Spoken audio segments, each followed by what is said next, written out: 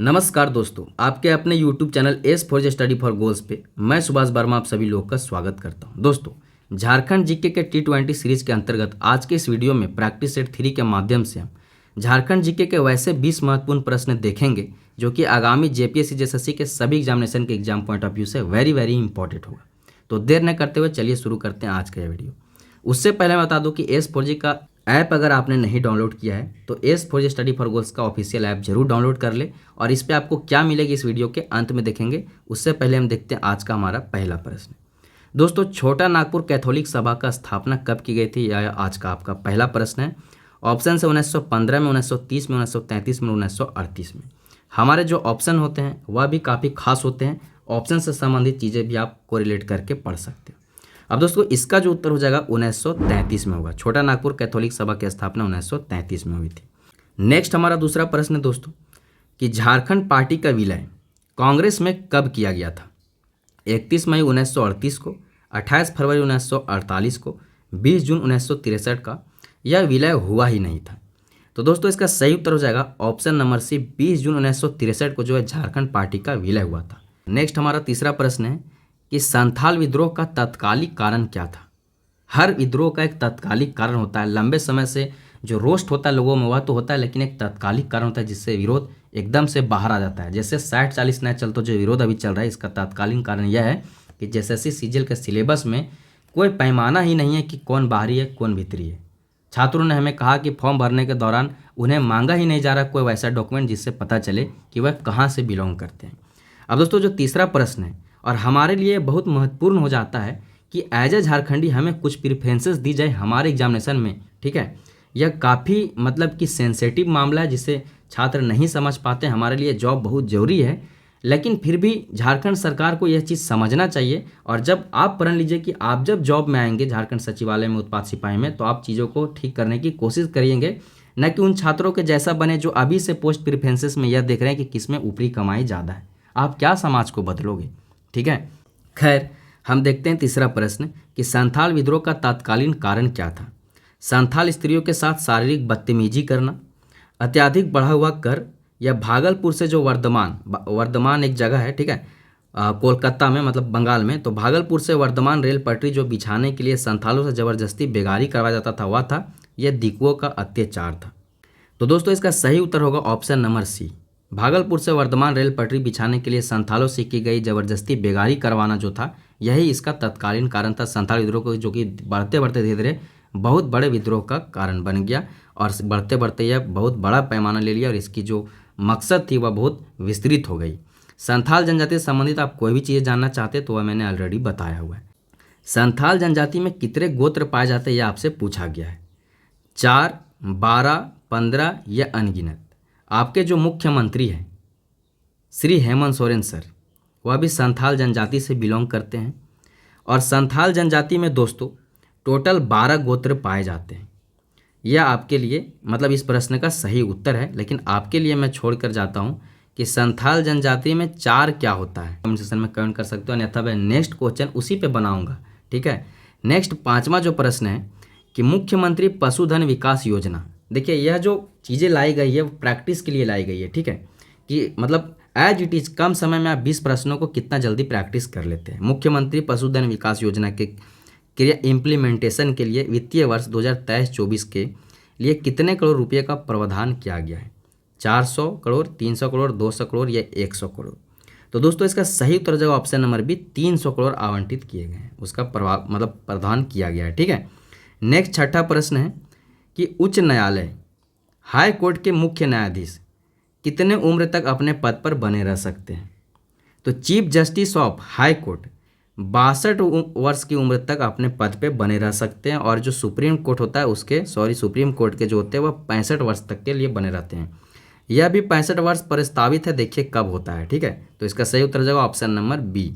Next हमारा 7वां जो प्रश्न है कि छोटा नागपुर काश्तकारी अधिनियम CNT एक्ट 1908 में कुल कितनी धाराएं हैं। 19, 271, 2 या 72। तो दोस्तों, इसका सही उत्तर हो जाएगा ऑप्शन नंबर बी, 271। छोटा नागपुर काश्तकारी अधिनियम, छोटा नागपुर टेनेंसी एक्ट 1908 में टोटल 271 धाराएं हैं, 19 अध्याय है। ये सब चीज़ें आप ध्यान में रखें। नेक्स्ट 8वां प्रश्न है दोस्तों कि कोहबर चित्रकारी विशेष रूप से किस जनजाति में प्रचलित है? संथाल, मुंडा, उरांव या बिरहोर? तो दोस्तों इसका सही उत्तर हो जाएगा ऑप्शन नंबर डी, बिरहोर। और इसीलिए आपको देखने को मिलेगा क्योंकि बिरहोर जनजाति के जो लोग हैं वह ज़्यादातर हजारीबाग क्षेत्र में देखने को मिलेंगे, तो कोहबर चित्रकारी भी जो है आपको हजारीबाग के क्षेत्र में ज़्यादा देखने को मिलता है। ठीक है। नेक्स्ट हमारा 9वां प्रश्न है कि झूमर लोकगीत निम्न में से किस अवसर पर गाए जाने वाला लोकगीत है? ठीक है, कर्मा, सोहराय, तीज या उपरोक्त सभी? तो दोस्तों इसका सही उत्तर हो जाएगा all of the above. Karma में भी गाया जाता है, सोहराय में भी और तीज में भी। ठीक है, ये सब हमारे जो है स्थानीय त्यौहार हैं। 10वां प्रश्न है कि सरहुल पर्व कितने दिनों तक मनाया जाने वाला पर्व है? 1 दिन, 4 दिन, 5 दिन या 12 दिनों तक? तो दोस्तों इसका सही उत्तर हो जाएगा ऑप्शन नंबर बी, सरहुल जो है 4 दिनों तक मनाया जाता है। अब किस दिन क्या मनाया जाता है, अगर आप वैसे क्षेत्र से बिलोंग करते हैं या वैसे कास्ट से या जनजाति से बिलोंग करते हैं जो सरहुल पर्व मनाते हैं, अगर आपके यहाँ सरहुल पर्व मनाया जाता है तो आप कमेंट सेक्शन में कमेंट करके ज़रूर बताइएगा कि इन चारों दिनों में पहले दिन क्या किया जाता है, दूसरे दिन क्या जाता है, तीसरे दिन क्या किया जाता है, चौथे दिन क्या किया जाता है। ठीक है, ये आपको पढ़ना है। नेक्स्ट 11वां प्रश्न है कि मंडा पूजा में किस देवता की पूजा की जाती है? सिंहबोगा, धर्मेश, शिव या दुर्गा? तो दोस्तों इसका सही उत्तर हो जाएगा ऑप्शन नंबर सी, मंडा पूजा में मेनली शिव देवता का पूजा किया जाता है, जो कि हाल फिलहाल हुआ था। करजन ग्राउंड स्टेडियम झारखंड के किस जिले में है? ऑप्शन है चतरा में, हजारीबाग में, जमशेदपुर में या रांची में? तो दोस्तों यह जो ग्राउंड है करजन ग्राउंड, यह हजारीबाग में है। ठीक है। नेक्स्ट हमारा जो 13वां प्रश्न है वह है कि झारखंड का सर्वाधिक सूखा प्रभावित जिला कौन है? चतरा, पलामू, लातेहार या रांची? तो दोस्तों इसका सही उत्तर हो जाएगा ऑप्शन नंबर बी, पलामू जो है झारखंड का सर्वाधिक सूखा प्रभावित जिला है। नेक्स्ट हमारा 14वां प्रश्न होगा कि झारखंड के किस जिले में दालमा अभ्यारण्य है? चतरा में, पूर्वी सिंहभूम में, पश्चिमी सिंहभूम में या पलामू में?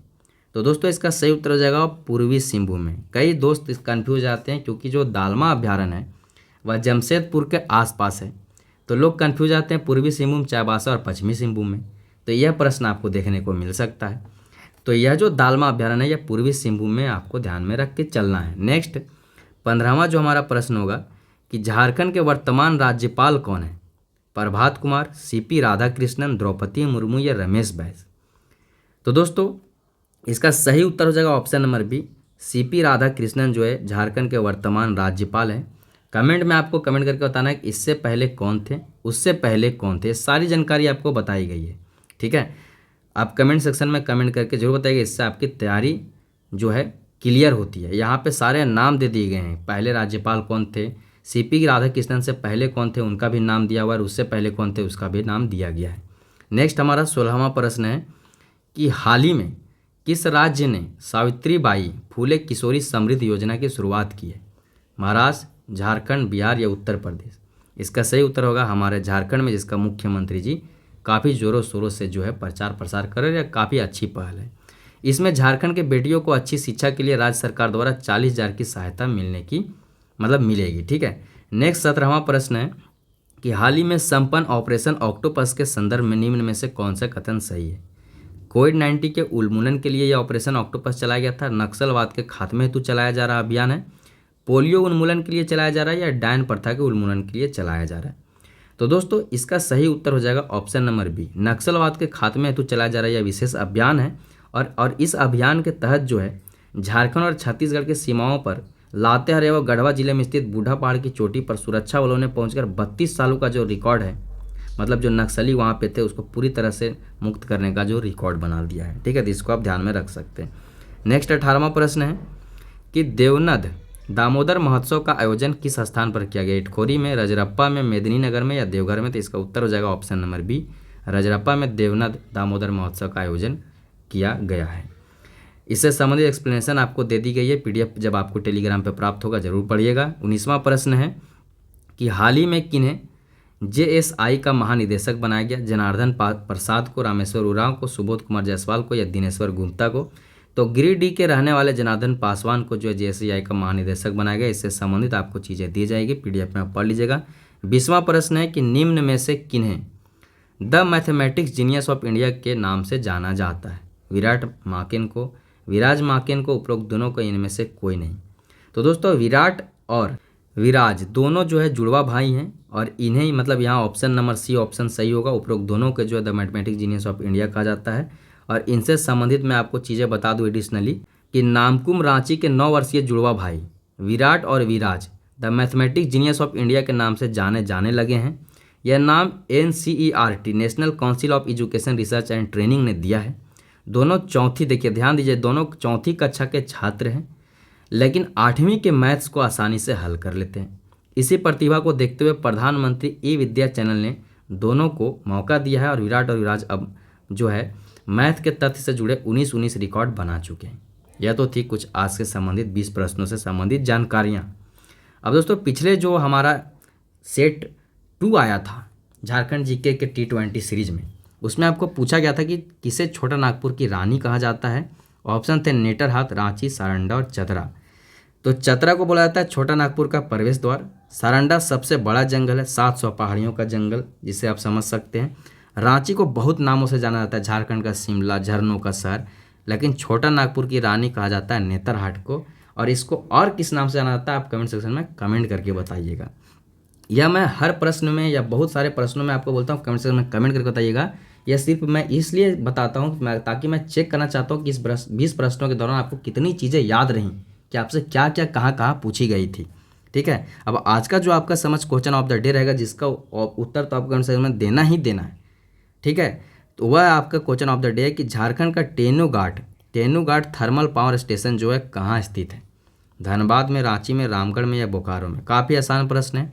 तेनूघाट थर्मल पावर स्टेशन के बारे में आपको बताना है, कमेंट सेक्शन में कमेंट कर दीजिएगा। अब आपको S4G स्टडी फॉर गोल्स के कुछ इनिशिएटिव से रूबरू करा दूँ कि इसका जो है फ्री में निःशुल्क ये आता है, क्या बोलते हैं, मैगजीन आता है, जो कि S4G स्टडी फॉर गोल्स का भी ऐप पे भी मुफ्त में अवेलेबल है। उससे आप जो है रूबरू हो सकते हैं, उससे पढ़ सकते हैं। उसमें काफ़ी जो है विस्तृत तौर पे डे बाय डे 1-लाइनर फॉर्म में करंट अफेयर के साथ साथ जो भी चीज़ें होती है जैसे बजट, आर्थिक सर्वेक्षण वगैरह, वन रिपोर्टिंग वगैरह जो है मेंशन की जाती है। उसके बाद दोस्तों अलग अलग सब्जेक्ट के लिए S4G स्टडी फॉर गोल्स का टेलीग्राम ID बनाया गया है, जहाँ पे आपको जैसे खोटा का, जैसे यहाँ देख सकते हैं खोटा, नागपुरी, इंग्लिश, हिंदी, सबका जो है हिंदी का आप बंद कर दी गई है, तो खोटा, नागपुरी, इंग्लिश का जो है आपका क्विजेस कराई जाती है। ये सब चीज़ें आपको ध्यान में रख सकते हैं।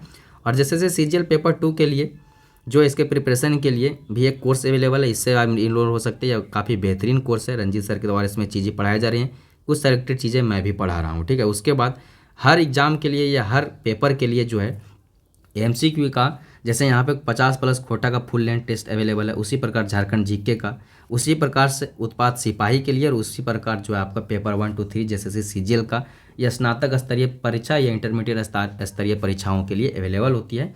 आप इन सब सारी जानकारियों के लिए आपको कुछ नहीं करना है, या तो S4G स्टडी फॉर गोल्स का ऐप डाउनलोड करके खुद रूबरू हो ले, या 8986772733 यह ऑफिस का नंबर है, इससे संपर्क करके आप जानकारी ले सकते हैं कि क्या S4G study for goals provide करा रही है। अंततः वीडियो में यहाँ तक बने रहने के लिए बहुत बहुत धन्यवाद। चैनल पे नए हैं तो चैनल को सब्सक्राइब कर बेल आइकन दबाएं, वीडियो को लाइक कर ज़्यादा से ज़्यादा शेयर करें और S4G का स्टडी फॉर गोल्स का ऐप जरूर डाउनलोड करें। अंततः जय हिंद, जोहार झारखंड, जय झारखंड, जय भारत।